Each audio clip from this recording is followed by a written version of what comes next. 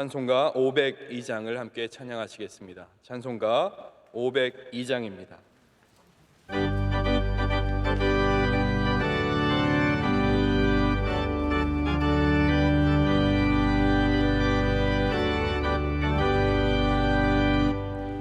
이제 사자들이 어서 가서 어둠을 물리치고 주의 진리 모르는 백성에게 복음의 빛 비춰라. 이제 사자들이여 복음의 빛 비춰라. 괴로운 밤 밝게 비춰라. 빛의 사자들이여 선한 사역 위하여 힘을 내라. 주 함께 하시겠네. 주의 크신 사랑을 전파하며 복음의 빛 비춰라. 빛의 사자들이여 복음의 빛 비춰라. 괴로운 밤 밝게 비춰라.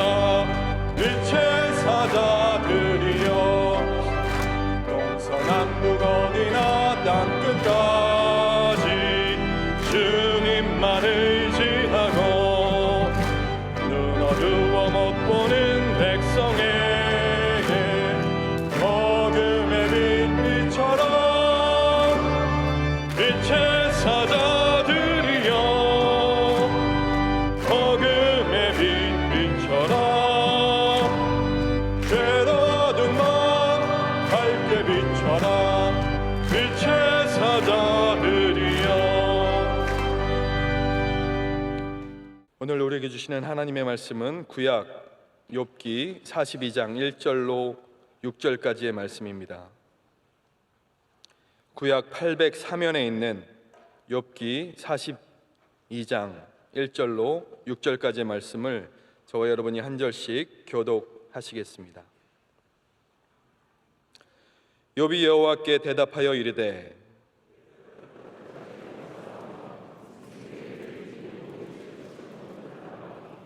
무지한 말로 이치를 가리는 자가 누구니이까? 나는 깨닫지도 못한 일을 말하였고 스스로 알 수도 없고 헤아리기도 어려운 일을 말하였나이다.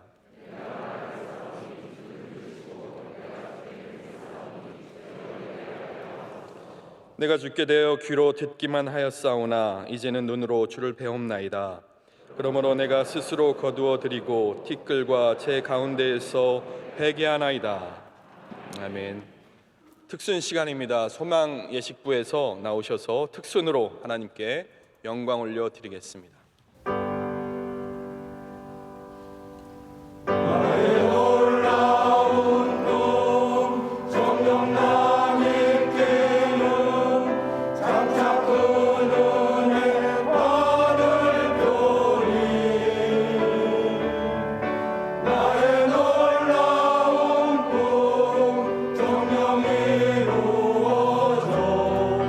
주님 얼굴을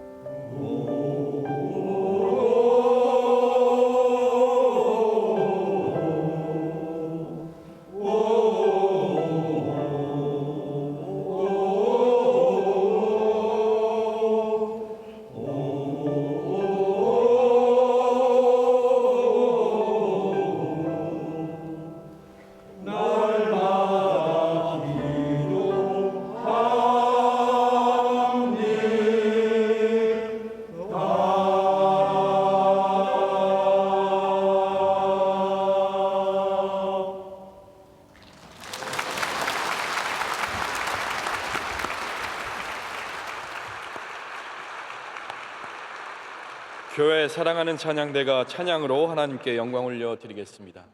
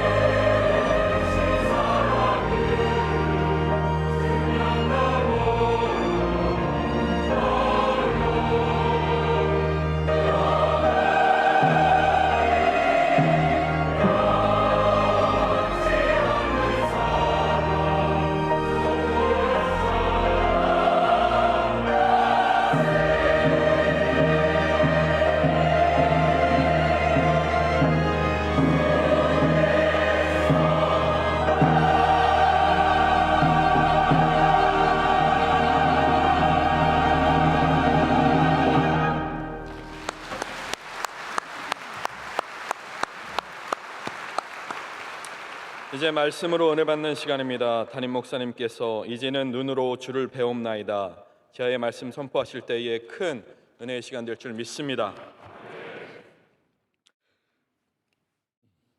할렐루야. 저희가 작년에 재작년인가 느헤미야 말씀을 나눌 때 우리가 느헤미야의 마지막 부분이 굉장히 혼란스러웠던 것을 기억을 합니다. 왜냐하면 우리는 늘 별로 이렇게 결말에 큰 관심을 갖진 않거든요. 언제나 느헤미야를 생각하면 느헤미야가 처음으로 하나님의 부르심을 받고 그 다음에 가서 성벽을 재건하기 위해서 힘을 모으고 또 그 다음에 열심히 가서 성벽을 재건하는 일들과 또 도비아와 산발락 같은 그러한 방해꾼들이 많이 있음으로 말미암아 굉장히 많은 어려움을 겪었지만, 그럼에도 불구하고 느헤미야가 성벽을 쭉 재건해 나갑니다. 그리고 또 하나님의 말씀이 선포가 되고 또 역사가 일어나면서 굉장히 놀라운 기적의 사건들이 이 예루살렘에 일어나는 것을 우리가 많이 보게 되죠. 그것만으로도 우리가 은혜가 되기 때문에 우리는 느헤미야의 다른 결말들에 대해서는 큰 관심이 없었습니다. 하지만 우리가 느헤미야서를 말씀을 나누면서 보게 된 것은 뭐냐 하면, 이렇게 성벽이 재건이 되고 그리고 하나님의 위대한 역사가 일어났지만 그럼에도 불구하고 여전히 문제는 남아 있었다라는 사실입니다. 그래서 느헤미야의 결론은 깨끗하지 못합니다. 어떻게 결론 냈는지 여러분 기억이 나십니까? 성벽이 재건된 다음에, 그리고 느헤미야가 그 성의 질서와 하나님의 은혜와 긍휼을 다시 흘리기 위해서 굉장히 많은 노력을 했지만, 마지막에는 성벽의 재건과 상관없이 예루살렘이라고 하는 도시가 굉장히 혼란스럽고 어렵고 굉장히 힘든 그런 상황들을 만나게 됨으로써 느헤미야가 맞춰지게 됩니다. 제가 그때 여러분께 말씀을 드렸는데, 우리의 삶이 그냥 성벽이 재건되는 것으로만 온전해지는 것이 아니라는 것을 성경이 보여준다고 말씀을 드렸습니다. 우리가 당연히 재건하고 싶은 부족한 성벽들이 다시 다 쌓이고, 막혔던 것들이 다시 뚫리고, 혹은 무너졌던 것들이 다시 세워지면 굉장히 좋겠지만, 그것만으로 온전해지는 것은 아니고, 정말로 우리가 온전해지기 위해서는 하나님의 함께하심과 예수 그리스도의 은혜가 있어야 된다라고 말씀을 드렸습니다. 자, 오늘 우리가 만나고 있는 욥기도 마지막이 그냥 해피엔딩이 아니라는 사실을 여러분 꼭 아셔야 됩니다. 이거는 그냥 욥이 복을 받고 끝났다가 아니라, 그리고 제가 이것을 아마 2주 후 정도에 마지막 말씀에서 다시 나누겠지만, 욥이 받는 복, 여러분 이거 약간 늘 우리 헷갈리지 않았습니까? 욥이 아이들이 더 생기고 아내가 생기고 낙타와 가축이 더 생긴다고 더 행복했을까? 우린 늘 그런 질문을 갖고 있었잖아요. 잃어버린 것이 너무나 심하고 아프고 심각한데, 그냥 돈을 더 번다고 내 집이 더 넓어진다고 행복한 건 아닌데, 욥이 그러면 행복했을까라는 질문을 던지는데, 여러분이 굉장히 적절한 질문을 던진 거예요. 왜냐하면 하나님이 주시는 결론도 그냥 욥이 행복하거라가 아니기 때문입니다. 자, 제가 왜 이런 말씀을 드리냐면, 제가 미리 좀 김을 빼는 것 같기도 한데, 욥이 나중에 많은 것들을 다시 되찾게 되죠. 새롭게 얻게 됩니다. 가족도 얻게 되고 가축도 얻게 되고 집도 받게 되고 복을 받는데, 이 복은 다른 복이에요. 자, 욥이 처음에 생각했던 복은 무엇이었습니까? 여러분, 지금까지 욥이 생각했던 자기의 복의 핵심이 뭐예요? 꿀먹은 벙어리처럼. 여러분, 제가 어제도 선악과가 예덴 동산 어디 있었냐고 그랬더니 여러분들부터 네가 말하라니까 이렇게 다 묻지 말고 좀 말해보라고 이렇게 저를 보시더라고요. 제가 오늘 똑같은 그런 느낌을 받는데, 욥이 지금까지 누렸던 복은, 욥은 뭐라고 생각했어요? 내가 하나님 앞에서 의로워서 받은 복이었다고 생각했다는 거죠. 내가 하나님 앞에 정의로웠기 때문에, 내가 하나님 앞에 이렇게 순수하고 남들보다 의롭게 살았기 때문에 하나님께서 나에게 주신 복이었고, 그 복이 빼앗겼을 때 그러면 내가 죄를 지었나? 이 느낌이었거든요. 근데 자기가 아무리 돌아봐도 자기는 하나님 앞에 죄 진 적이 없는 거예요. 그러니까 하나님 앞에 계속 따졌어요. 하나님, 이게 무슨 일입니까? 제가 죄 진 적이 없는데 왜 이렇게 하시죠? 자, 그럼 이제 하나님 앞에서 이 모든 것들을 욥이 회개하게 됩니다. 하나님, 맞습니다.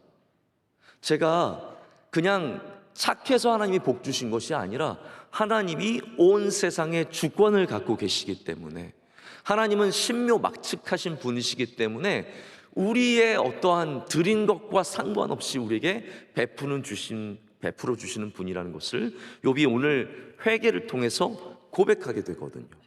이게 42장 오늘 1절과 6절 사이에 나오는 욥의 고백이에요. 하나님, 제가 몰랐었네요. 제가 아는 척했습니다. 제가 깨닫지도 못하고 말했고, 헤아릴 수 없는 것을 제가 마치 아는 것처럼 하나님 앞에 말했습니다. 하나님, 제가 그렇기 때문에 이제 티끌과 재를 뒤집어 쓰고 그 앞에서, 그 위에서 하나님 앞에 회개합니다. 이렇게 나온 거예요. 자, 그러면 이제 하나님께서 욥에게 주시는 복의 핵심은 무엇이겠습니까? 이게 욥이 의로워서 주시는 복이 아니라 이 복은 하나님의 선물이라는 겁니다. 다시 말씀드릴게요. 우리가 마지막 부분에 맨날 헷갈렸던 이유는, 자, 이거면 회복될 것인가? 이제 욥이 더 많은 가축을 얻었으니까 이제 행복할 것인가? 자, 그 문제가 아니라는 거예요. 하나님께서 욥에게 주신 보상들, 새롭게 주신 은혜들, 이런 것들은 욥이 다시 행복하기 위해서 주신 것이 아니라 바로 하나님의 뜻. 나는 네가 정의로워서, 의로워서 복을 주는 것이 아니라 내가 복을 주는 하나님이기 때문에 나의 원함 속에서 나의 뜻대로 주시라는 것을 주신 것이고요. 욥은 이제 이것을 무엇으로 받아들이게 되겠습니까? 지금까지는 지가 잘나서 받은 거죠. 내가 착해서, 내가 의로워서, 내가 1,000번제해서, 내가 3,000번제해서, 내가 11조 많이 해서, 내가 교회 와서 눈물 많이 흘려서 받은 거라고 생각했지만 그게 아니라 하나님의 은혜라는 겁니다. 하나님의 크심을 인정할 수밖에 없는 그런 고백이 되는 것이죠.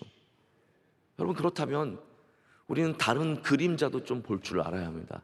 바로 빛된 이 복의 부분이 하나님의 주권이 임하는 부분이라면 우리에게는 고난의 그림자도 하나님의 주권이 여전히 다스리고 있으시다라는 거죠. 그렇다면 우리의 고난도 그냥 벌로써, 잘못한 걸로써, 내가 교회 안 나와서 다리가 똑 부러지고 내가 11조 안 나서 사업이 거덜나고 어떤 그런 단순한 인과응보의 법칙이 아니라 거기 안에 하나님의 더 깊으신 뜻이 있음을 헤아려 보라는 겁니다. 헤아려 보시기를 축복합니다. 근데 그것을 헤아리기 위해서는 오늘 욥의 고백에도 나오지만 지식으로 되는 게 아니라는 거죠. 왜냐하면 우리가 그것을 깨달아 알 수 있는 능력이 없기 때문이에요. 여러분, 여러분의 고난의 이유를 다 아세요? 저는 잘 모르겠더라고요. 왜 어떤 분은 일찍 하나님께서 데려가시는지, 왜 어떤 분은 이 세상에 살면서 지독한 가난과 어려움 속에 살아가는지, 왜 600만 명의 유대인들은 우리 이름도 알지 못하고 얼굴도 알지 못하는 그들은 빛을 한 번도 보지 못하고 그렇게 나치에 의해서 죽임을 당했는지 우리는 도대체 그 이유를 알 수 없습니다. 헤아릴 수 없는, 깨달을 수 없는 그런 영역이 있다는 것이죠. 우린 그 앞에서 하나님 앞에 겸손한 자세와 하나님을 인정하는 자세와 그리고 회개의 자세를 갖춰야 할 줄로 믿습니다. 그래서 오늘 말씀은 하나님께서 기뻐하시는 말씀이에요. 42장 중반에는 이 하나님께서 친구들을 심판하시는 말씀이 나와요. 너희는 옳지 않았다라고 말씀하세요. 한번 그 말씀 보실까요?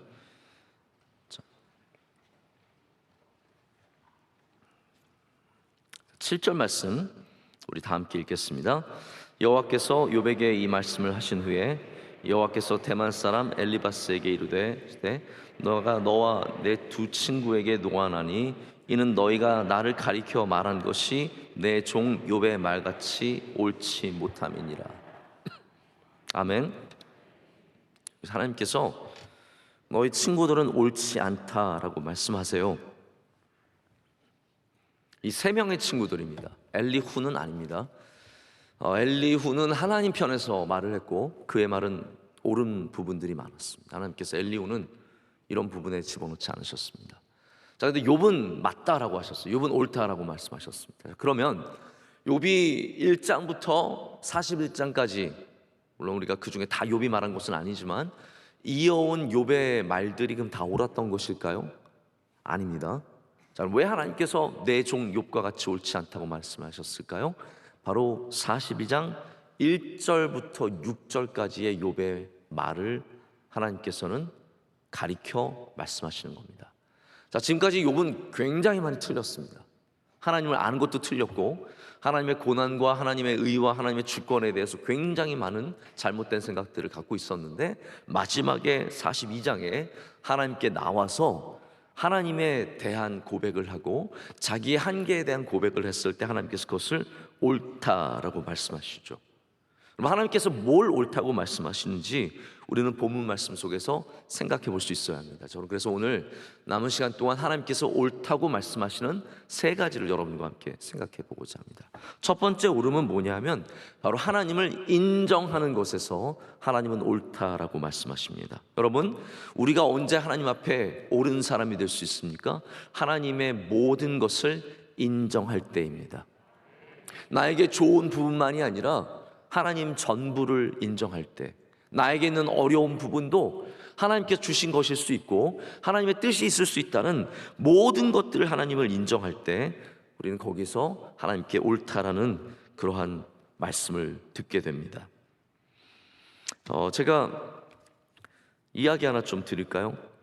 이 농담이라는 게 웃기면 좋은 거지만 웃기지 않으면 뒤처리가 참 어렵습니다. 저는 사실 농담하는 게 참 어려운데요. 재밌는 이야기를 읽었어요. 어떤 지역 벼룩시장 광고에 어떤 사람이 말 한 마리를 팔기 위해서 내놓았습니다. 근데 말을 소개하는데 크리스천 호스래요. 네. 이게 예수님 믿는 크리스천 말이래요. 그래서 이 빌이라고 하는 남자가 이 말이 너무 궁금해서 말도 한 마리 좀 사야 될 일도 있고 해서 그 말을 보기 위해서 농장을 찾아갔습니다. 그랬더니 주인이 너무나 자랑스럽게 이 잘생긴 크리스천 호스를 데리고 와서 소개를 해줍니다.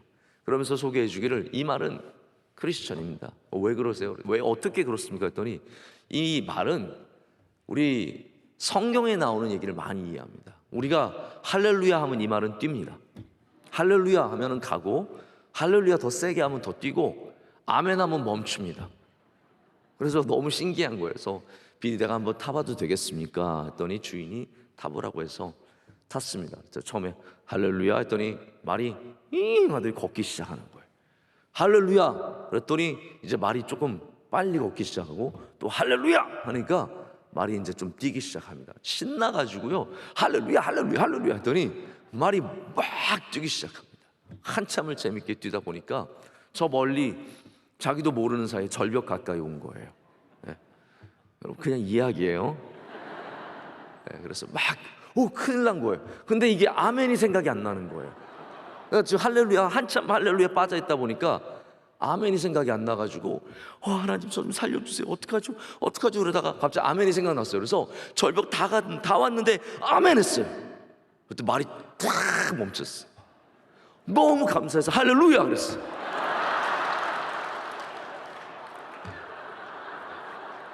네. 좋아하시니 할렐루야네요. 네.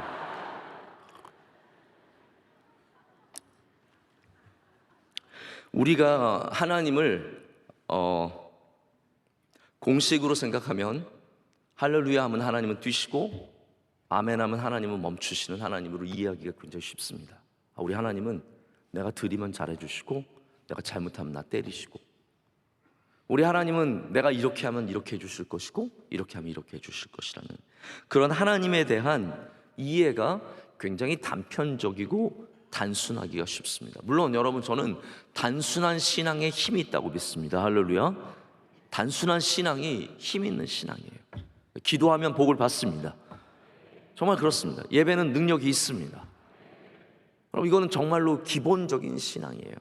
그러나 하나님을 기계적으로 생각하시면 안 된다는 거죠. 하나님의 역사 속에서는 복인 것 같지만 복이 아닌 것도 있고 저주인 것 같지만 복인 것이 있죠. 하나님의 역사하시면 다양하시고 신묘막측하기 때문에 우리가 그냥 할렐루야 아멘으로 가고 멈추는 그러한 것으로 생각하면 우리가 할렐루야 했는데 멈춰 계신 하나님을 만나게 되고 아멘 했는데 가는 하나님을 만나게 되면서 이게 무너지면서 우리의 신앙이 흔들리기 쉽다라는 거예요. 하나님 제가 제 평생에 그렇게 열심히 하나님 섬겼는데 어떻게 이렇게 하실 수 있으세요? 제가 하나님 믿는 남편 만나려고 그렇게 기도하고 그렇게 기다렸다가 결혼했는데 왜 아이를 안 주세요? 하나님 저희가 아이를 갖는 동안 매주 교회 나와서 기도했는데 어떻게 우리 아이를 이렇게 다운 증후군 있는 아이로 만드셨습니까? 여러분 그러한 고백들이 얼마나 많이 나올 수 있겠습니까? 우리가 하나님을 할렐루야 아멘식으로 생각할 때마다 바로 그러한 인과응보의 법칙 속에서 움직이시는 하나님을 만나게 되는 겁니다. 욥은 그게 전부였어요. 그래서 아이들이 벌을 받을까 봐 하나님 앞에 늘 제사를 드렸고, 자기도 하나님 앞에 복을 받기 위해서 열심히 정의롭게 죄 하나 지지 않고 살았던 아주 의로운 사람이었습니다. 근데 욥이 이제 하나님을 만남으로 말미암아 무엇을 알게 되었습니까? 이 세상이 단순히 인과응보의 법칙이 아니라 하나님의 운영의 방식에는 베헤못과 르야단 같은 이런 어마어마한 우리가 알 수 없는 신비의, 그리고 우리가 알 수 없는 무질서와 그리고 없는 질서, 비질서의 문제들까지 다 있다는 것을 알게 되었다는 거죠. 여러분, 우리의 인생이 그냥 준비하고 계획한 대로만 이루어집니까? 절대로 아니라는 거죠. 하나님께서 인도하시는 대로 이루어지는 것이 우리의 삶입니다. 그렇기 때문에 그것을 오늘 여기 욥이 바로 하나님 앞에 인정하게 됩니다. 2절 말씀을 보실까요? 이렇게 되어 있습니다. 주께서는 못하실 일이 없사오며 무슨 계획이든지 못 이루실 것이 없는 줄 아오니. 이렇게 바로 알게 되고 인정하게 된 것이 하나님의 영광과 능력입니다. 여러분이 하나님 앞에서 가장 좋은 신앙의 모습, 하나님 보시기에 옳은 신앙의 모습을 갖추기 위해서는 하나님을 인정할 줄 알아야 합니다. 여호와를 인정하라. 그래야만 그가 복을 받으리라 해요. 우리가 하나님 하시는 일을 인정해야 합니다. 우리 아이들 가르칠 때 아이들에게 잘못한 것을 인정하라고 가르치잖아요. 아이들이 잘못한 거 끝까지 사과 안 하고, 끝까지 잘못했다고 안 하고 버팅기고 있을 때, 여러분, 그게 좋아 보입니까? 하나님께서 우리를 보실 때도 마찬가지입니다. 우리가 잘못하고 하나님 앞에 죄인이고 우리가 연약하고 무식함에도 불구하고 하나님 앞에 교만을 떨고 하나님 앞에 다 아는 척 해놓고 우리의 잘못을 인정하지 않으면 하나님도 기뻐하시지 않는다라는 거죠. 자, 욥이 여기 이렇게 마지막이지만 여러분, 마지막에라도 변화를 받으면 되는 겁니다. 할렐루야. 욥이 마지막이지만 여기서 하나님 앞에 자기의 연약함을, 하나님의 크심을 인정하고 있습니다. 이렇게 하나님을 인정하는 자마다, 자기의 잘못을 고백하는 자마다 하나님께서 반드시 고쳐주시고 반드시 은혜를 주시고 길을 열어주세요. 여러분, 다윗의 은혜가 무엇입니까? 밧세바를 범했을 때 하나님께서 나단 선지자를 보내셨을 때 그 이야기를 듣고 하나님 앞에 자기의 죄를 인정하는 거예요. 나를 우슬초로 씻어 주소서. 내가 죄인입니다. 내가 부족합니다. 인정하는 거. 여러분, 사람이 생각보다 인정하는 게 쉽지 않습니다. 나의 자존심이 너무 세가지고요, 인정하는 게 쉽지 않습니다. 도로에서 싸우는 사람들 보면요, 잘못을 인정하는 사람이 없습니다. 잘못한 거 뻔히 아는데도 끝까지 가서 우깁니다. 나 잘못하지 않았다는 거예요. 제가 어제도 에덴 동산 말씀을 드렸지만 아담과 하와가 끝까지 인정을 안 하잖아요. 하나님께서 너 무슨 짓 했냐? 아담은 이거 하와한테 넘겨 씌우기 급급합니다. 저 여자가 먼저 먹으라고 했어요.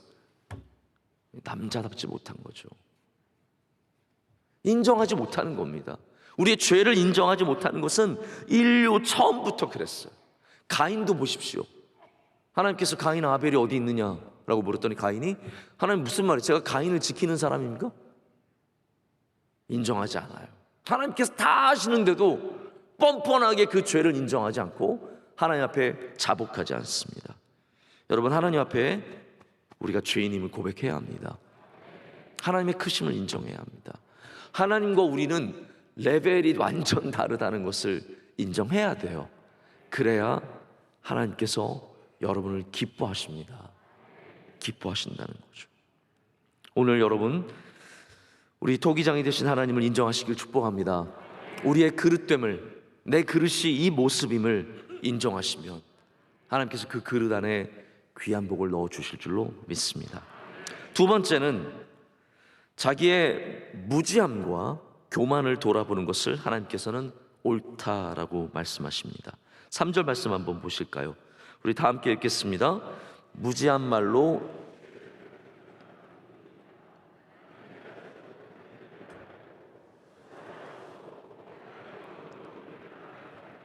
아멘. 자, 여기 잘못된 지식의 모델들, 원리들이 다 이 안에 있습니다. 제가 딱 두 가지만 말씀을 드릴게요. 왜 욥이 잘못 말하였는가? 왜 욥이 이렇게 무지하였고 교만하였는가? 두 가지를 말합니다. 첫 번째는 깨닫지 못한 일을 말하는 것입니다. 깨닫지 못했는데 말을 한 거예요.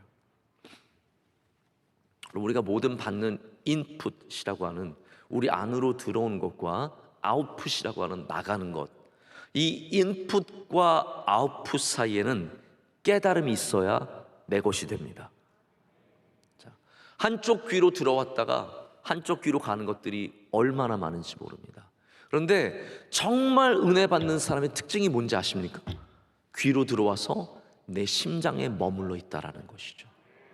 그리고 다시 이것을 소화시키고 이것을 사랑으로, 믿음으로, 다른 에너지로 쓴다는 거예요. 근데 정말 아무리 교회를 다녀도 요만큼도 변하지 않고 아무리 예수님 믿는다고 해도 여전히 하나님 앞에서 교만한 사람들은 한쪽 귀로 듣고 그냥 다 흘려보내는 사람들입니다.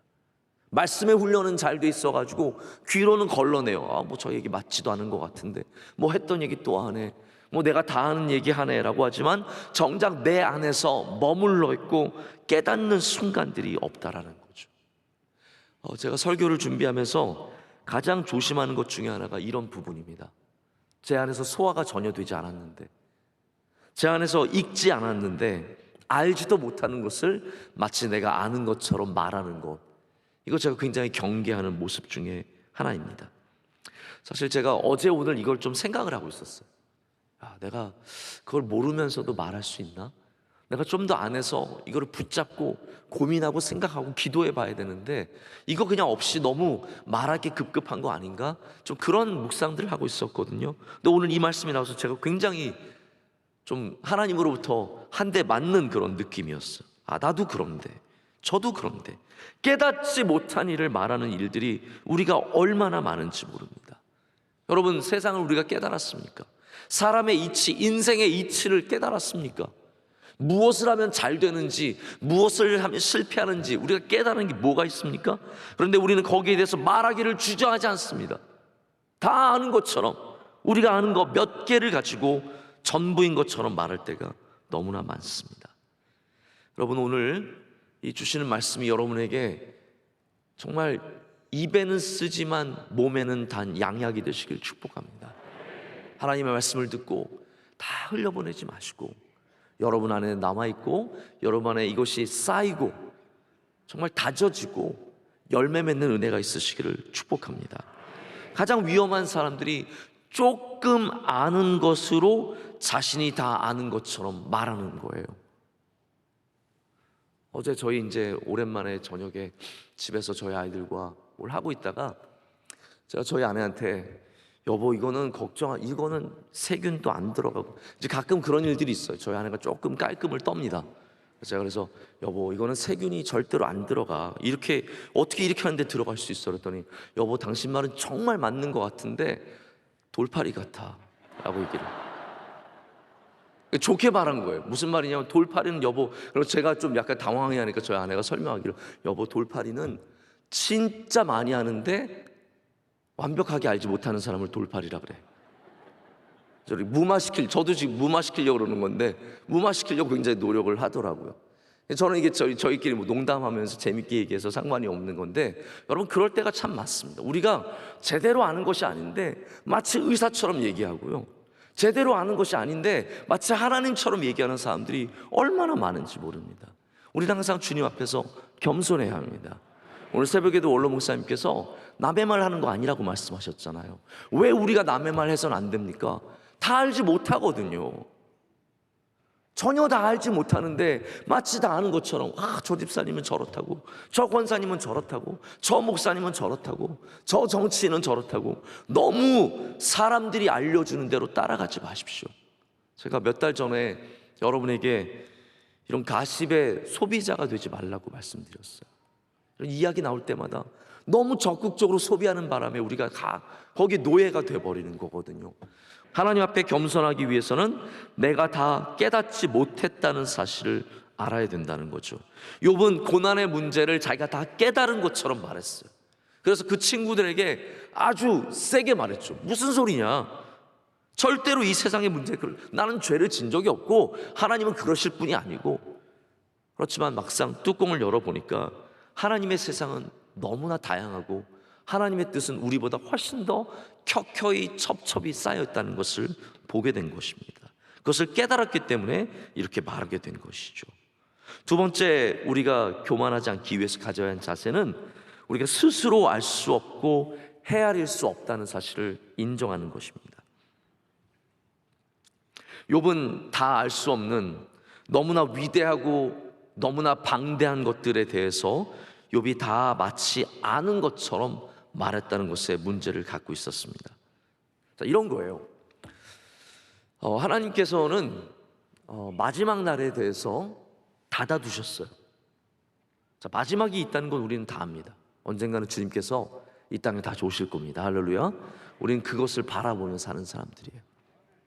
주님은 반드시 이 세상에 오시고 우리 새로운 세상으로 또 이 세상을 변화시켜 주시고 우리는 다 그 일에 참여하는 주님의 백성들이 될 줄로 믿습니다. 그러나 하나님께서는 그 날과 그 시는 아무도 알 수 없다라고 했었어요. 그렇기 때문에 너희는 깨어 있으라, 이것뿐이 없어요. 우리는 그러면 어떻게 하겠습니까? 깨어 있으면 되는 거예요. 그런데 이 헤아릴 수 없는, 다 알 수 없는 것들을 자기가 마치 다 아는 것처럼 하나님께서 예수님 이제 오십니다, 예수님 몇 월 며칠에 오십니다, 이거는 백발백중 이단이라는 거예요. 왜 그렇습니까? 헤아릴 수 없는 것을 자기가 헤아렸다고 말하기 때문이에요. 여러분 평생을 살아가시면서 별의별 교인들을 다 만나실 텐데 자기가 다 알고 있는 것처럼 말하는 사람 절대로 조심하셔야 됩니다. 여러분, 사기꾼들이 어때요? 내 말대로 하면 반드시 복 받는다. 내 말대로 투자하면 이거 한 달에 100만 원만 내면 30만 원씩 돌려준다. 그거 진짜로 그런 데 있으면 저도 좀 가르쳐 주세요. 그런 데가 어디 있어요? 세상이 어떻게 될 것처럼 다 아는 것들. 그래서 점쟁이는 100% 다 틀린 거, 왜냐하면 다 아는 것처럼 말하기 때문이에요. 무당들은 다 틀린 거예요. 100% 틀린 거예요. 헤아릴 수 없는 것들을 마치 헤아린다고 생각하기 때문입니다. 여러분, 교인들 가운데도 지금 저 같은 목소리 좋아하시는 분들 계세요. 우리 목사님은 기도를 많이 하셔가지고, 그래서 제가 물론 주일날도 좀 통성 기도를 크게 하고 그러니까 약간 영향이 있었지만, 제가 솔직히 기도를 많이 해서 이 목소리가 생긴 건 아닌데, 목사님들 중에서는, 부흥사들 중에서는 이런 목소리를 갖고 계신 분들 계시는데, 그분들 특징이 뭔가요? 내가 기도하면 다 나고, 그거 어떻게 보면 약간 허경영이랑 비슷해요. 내 눈을 바라봐, 내 눈을 바라봐, 내 이름을 불러봐, 허경영.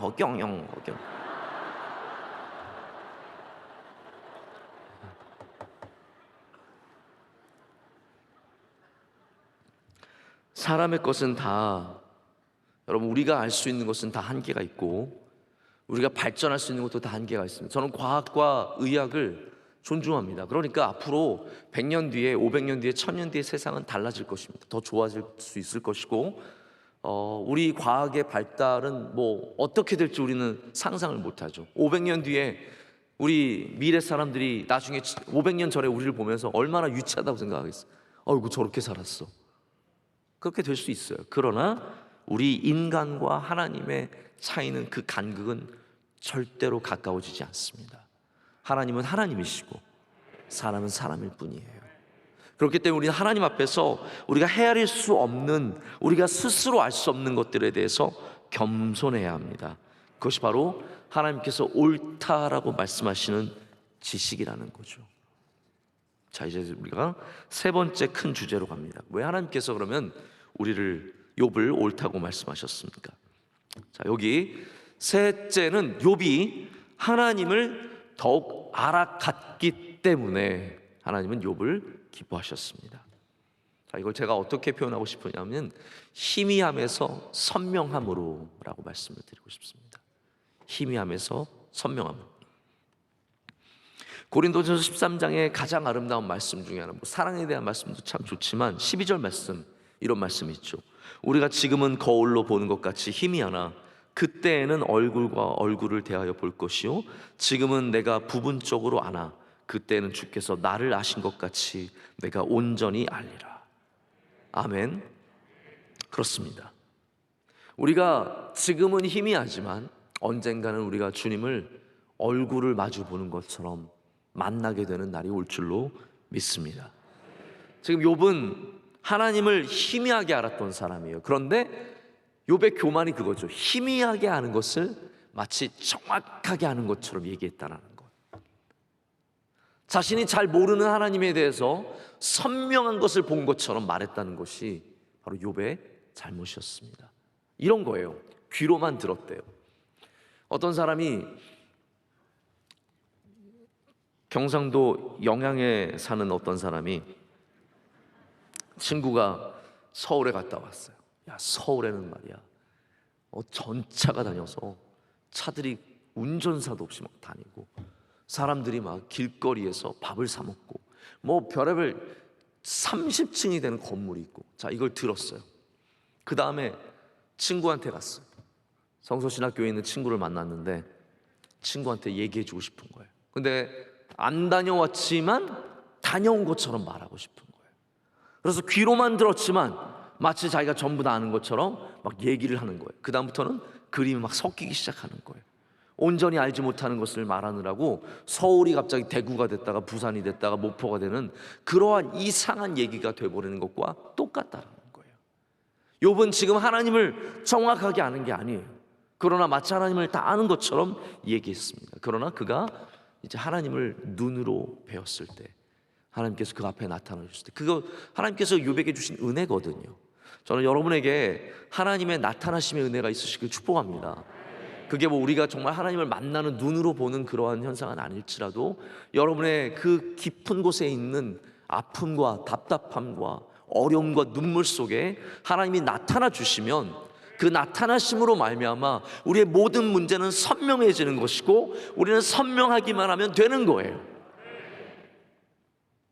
제가 이 말씀을 읽자마자 떠오른 책이 있었어요. 욥의 구절 있지 않습니까? 내가 주께 대하여 귀로 듣기만 하였사오나 이제는 눈으로 주를 배움나이다. 자, 이 말씀을 듣고 나서 어거스틴의 고백론, Confessions라고 하는 그 책이 기억이 났습니다.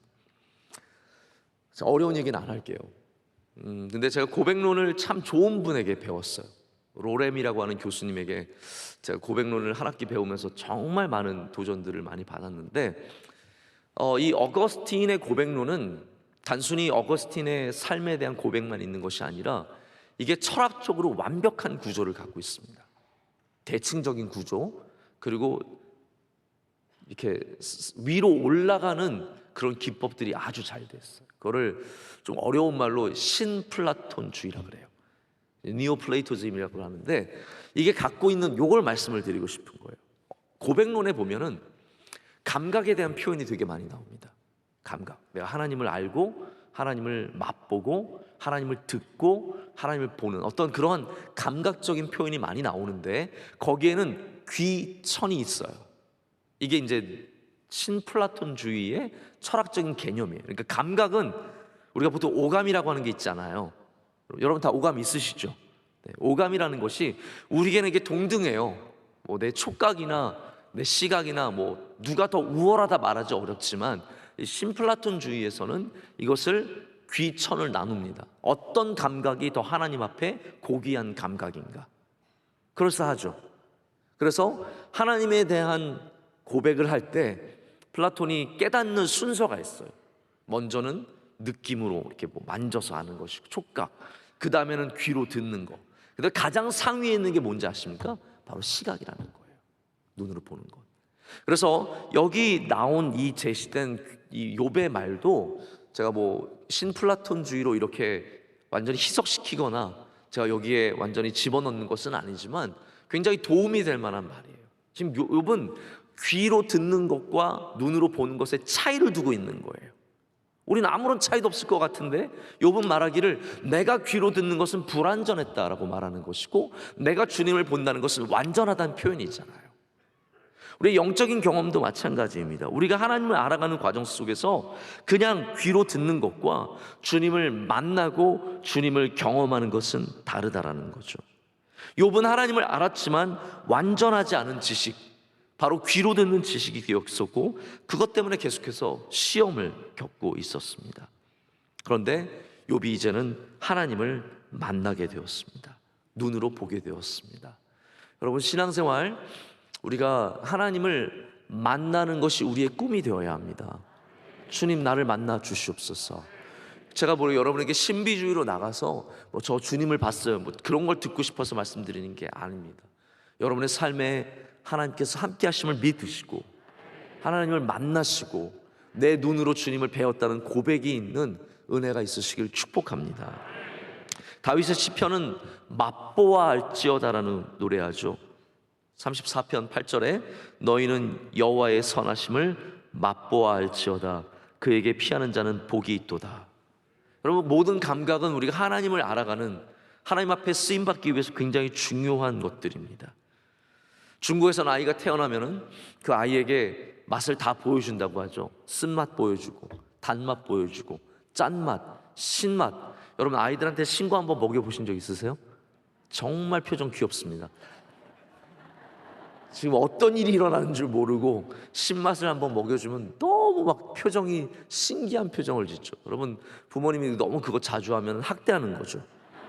그러나 맛을 보여주는 것은 부모로서 훈련시켜야 되는 부분이에요. 단맛만 알면 안 되죠.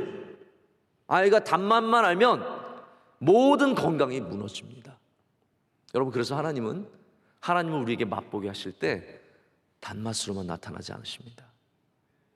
하나님을 꿀송이처럼 달게 느끼실 때도 있지만 하나님이 우리에게 쓰게 느껴질 때도 있고 맵게 느껴질 때도 있고, 그 모든 것이 하나님께서 우리가 발전하고 성장하고 하나님을 더 알게 하기 위해서 주시는 은혜라는 거죠. 여러분에게 맛을 아는 은혜가 있으시기를 축복합니다. 귀로 듣는 은혜가 있으시기를 축복합니다. 하나님의 말씀을 듣고 기뻐하는 자는 복이 있는 줄로 믿습니다. 주의 복음도 믿음은 들음에서 난다라고 했습니다. 이 모든 감각들이 다 우리에게 필요한 감각들이라는 거죠. 그러나 정말로 욥은 보는 것으로 이것의 정점을 찍고 있습니다. 이 세상이 정말 좋은 세상이 됐어요. 예전에 영화를 보면은 연구소 소장 아니면 과학자 중에 최고의 과학자가 이만한 거 들고 화상으로 통화하는 거 보면서 야, 어떻게 저럴 수 있을까 했는데 이제는 시골 할머니도 화상 통화하세요. 시골 할아버지도 화상 통화하세요. 아니, 할아버지 할머니들이 화상 통화를 더 좋아하세요. 왜 그런지 아십니까? 손주들 얼굴 보고 싶어서요. 제가 볼 땐 그래요. 저는 저희 아내와 화상 통화 안 합니다. 싫어서 안 하는 게 아니라 맨날 보는데 뭘 또 화상 통화를 합니까? 그러나 저희 아내가 안 듣길 원하는데 저희 아이들 보고 싶을 때는 화상 통화합니다. 그렇지만 저는 예의가 있어서 반드시 저희 아내를 먼저 보고 당신 보고 싶어서 전화했지라고 얘기를 하고, 그 다음에 영민이는 이렇게 물어보죠. 영민이 여기 공부하고 있어. 보는 즐거움이 여러분 얼마나 큽니까? 우리가 귀로만 영민아 잘 있었어, 사랑아 뭐하니, 영재야 오늘 밥 잘 먹었어, 귀로도 하죠. 아빠 잘 있었어. 그거 듣는 것도 좋아요. 그러나 우리는 보기를 원해요. 보는 기쁨이 있거든요. 여러분, 예배도 우리가 온라인 예배도 충분히 드릴 수 있습니다. 어떤 분은 온라인 예배도 보는 것 아니냐라고 말씀하실 수 있는데, 현장에 와보시면 얼마나 다른지 아실 거예요. 눈으로 보나이다. 눈으로 보는 은혜가 분명히 있다는 것이죠. 눈으로 본 사람들이 증인이 되었습니다. 우리가 사순절을 지나고 있는데요, 예수님의 부활 사건 이후에 많은 사람들이 이런저런 얘기를 했습니다. 그러나 예수님의 부활이 왜 역사적인 사건으로 우리가 분명히 믿고 고백하고 있습니까?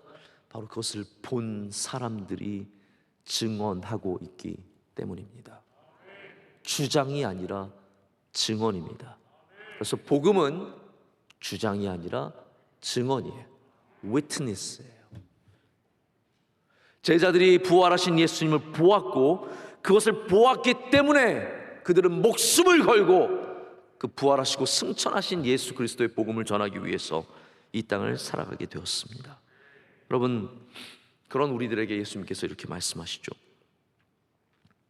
우리는 못 보잖아요. 부활하신 주님을 못 보잖아요. 우리는 살아계신 하나님 못 보잖아요. 그렇기 때문에 주님은 이런 말씀을 하십니다. 보지 않고 믿는 자가 복되도다. 말씀을 맺습니다. 여러분의 모든 감각이 하나님을 알아가는 귀한 도구가 되시기를 축복합니다. 아침에 새벽 예배 나오기 위해서 힘겹게 일어나는 그 감각이 깨어있는 영혼이 누리는 감각입니다. 예배 왔다가 하나님께 기도하고 하나님이 주시는 은혜로 말미암아 떨리는 마음을 갖는 그 감동이 여러분 하나님을 알아가는 과정입니다.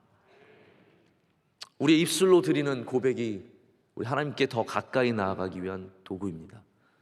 우리의 귀가 열려 있을 때 우리는 복된 사람들이 됩니다. 전 우리 교회 명성교회 성도들 모든 귀가 열려 있으시기를 축복합니다. 우리의 육체는 후퇴하겠죠. 쇠하겠죠. 후패하겠죠. 그러나 여러분의 영적인 귀는 더 열려 있으시기를 축복합니다. 그리고 마지막으로 우리의 눈이 주님을 향해서 열려 있을 때 주님께서 우리를 만나는 은혜를 주시고 욥처럼 회복되어서 하나님이 주신 복을 누리는 주님의 귀한 백성들 될 줄로 믿습니다. 우리 함께 찬양하겠습니다.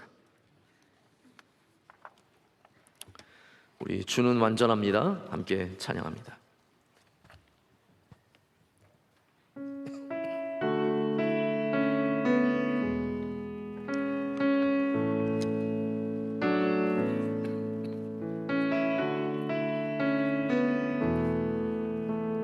주여 우린 연약합니다.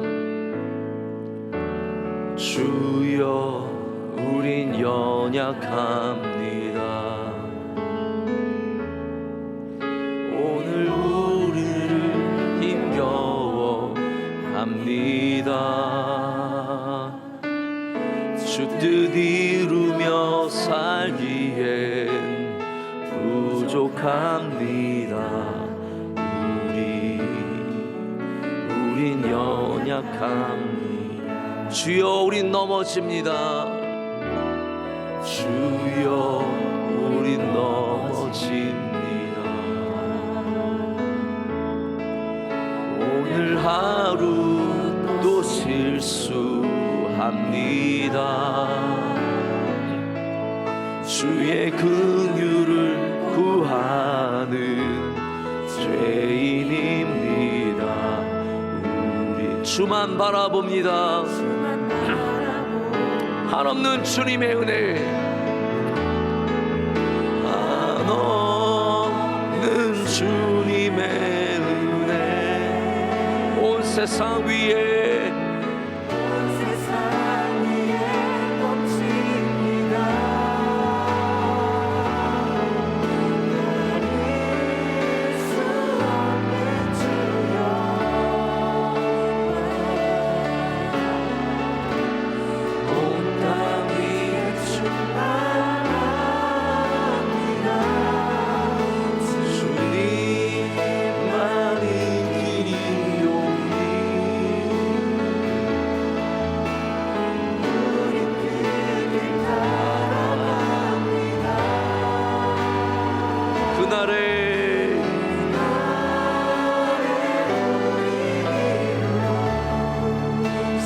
주는 완전합니다. 주는 완전합니다. 이제는 우리 주 예수 그리스도의 크신 은혜와 하나님 아버지의 영원하신 사랑과 성령님의 함께하시며 임재하심이 주의 말씀을 붙잡고 주님과 동행하며 주님을 의지하며 살아가는 주의 모든 사랑하는 성도들에게 이제로부터 영원토록 함께하시기를 간절히 축원하옵나이다. 아멘.